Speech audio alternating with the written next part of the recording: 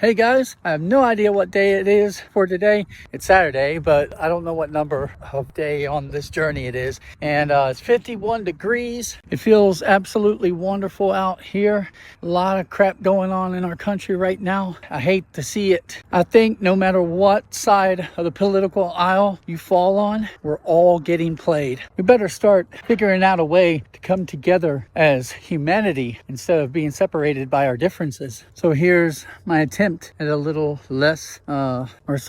more lighthearted content. I'm out here today in the Nike Air Jordan 4s. This is the Fear colorway. Here they are from the side. I'm just gonna say it. These things cost too much, man. $220? God. And I think most of us can agree. When you're paying that much, you're not buying the shoe. You're buying the name. Normally, I will take the insole out of the shoe and I will put an orthotic in. And the orthotic is like a 3/4 size orthotic.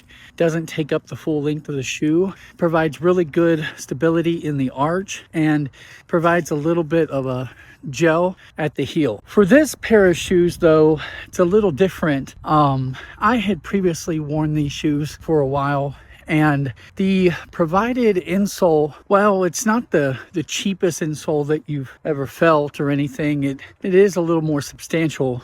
It just doesn't feel that good. So I had long since replaced that insole with a gel insole.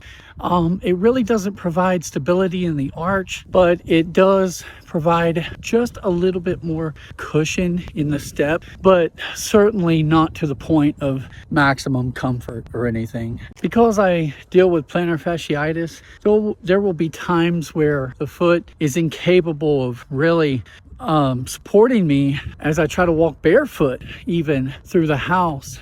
And then strangely enough, my foot will feel fine and I'll be able to walk around the house barefoot with no problems whatsoever. So this morning, my feet were feeling fine, and I decided to go ahead and walk in these shoes with the gel insole rather than the insole designed for plantar fasciitis. And I can tell you, after 22 minutes of walking, that feels like a mistake. The shoes feel heavy, they feel clunky. It's just not a good ride. The Jordan 3 and subsequently the Jordan 4, this pair, are kind of recognized generally as the pairs of shoes that kind of kept Michael Jordan with Nike. But when I honestly compare this Jordan 4 with, say, the other pair of Jordans that I have, the Jordan 2 Low, and I make a point of comparison between the two, I don't know really what grounds you would say that this shoe is better other than potentially the styling of the shoe. Both shoes offer similar traction profiles. Both shoes are really heavy. Both shoes are made of quality materials that are not breathable and, again, very heavy. From a comfort standpoint, I'm not really finding anything really different. They're both heavily padded around the ankle. They both feel like rocks on feet. As an older guy, I find the Jordan 2 Low with the Python colorway brings really kind of a form of sophistication, a little bit more elegant looking than something like this, which has a ton of retro flair. I think it just really comes down to the look that you want to have on any particular day.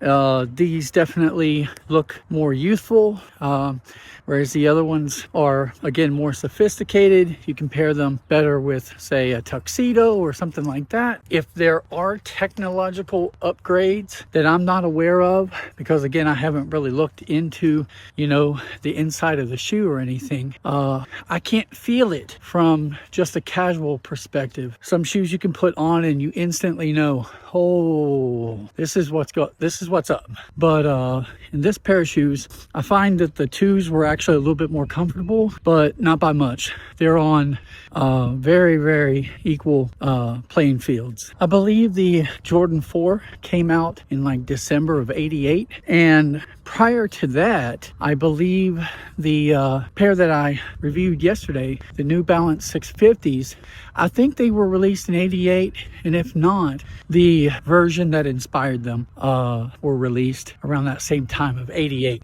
And I find that interesting because the shoes that I wore yesterday were vastly more superior than these shoes in terms of comfortability. Is that even a word? And guys, I know that it seems like every time I get on here, I just keep ragging on Nike, and I don't really mean to do that because I own more Nike shoes than I own any other brand. And as far as I mean, there are great shoes that I absolutely love that are made by Nike, so I don't want to be ragging on the brand too much.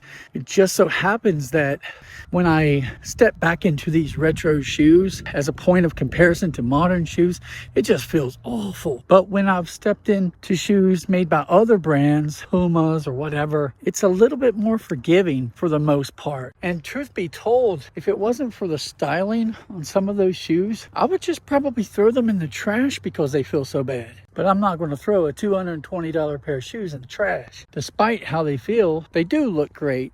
And I guess that's the price you pay. I am 4 minutes slower on my mile in these shoes because of the way that they feel. I'm 36 minutes into the walk. I'm also feeling other things, like the right foot.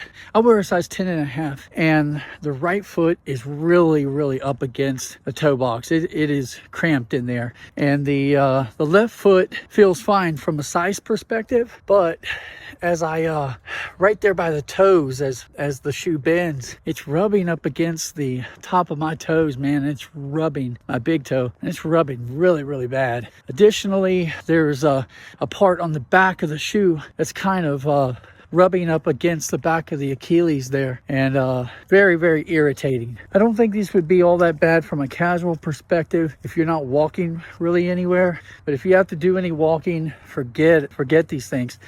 It's nuts, absolutely nuts to me that Michael Jordan dominated the league in these shoes. My God, if he had a real set of shoes, the things he could have done. Like, these things are killing my plantar fasciitis right now. Extremely painful. I'm going to have to call this one a little early, go home probably about 10 minutes early. I'll still have, I don't know, probably about, about 50 minutes early. Sorry, about 50 minutes in. So again, that's about 10 minutes off my usual time. From a retro perspective, I have not enjoyed a single Nike shoe from a standpoint of comfortability than with the exception of the Nike Waffle Trainer 2. I think that's what it was called. I don't even know if the original Waffle Trainer was released to the mass public or not. I don't know, but I have a Waffle Trainer from Nike, and that pair, I don't know what it is about them, but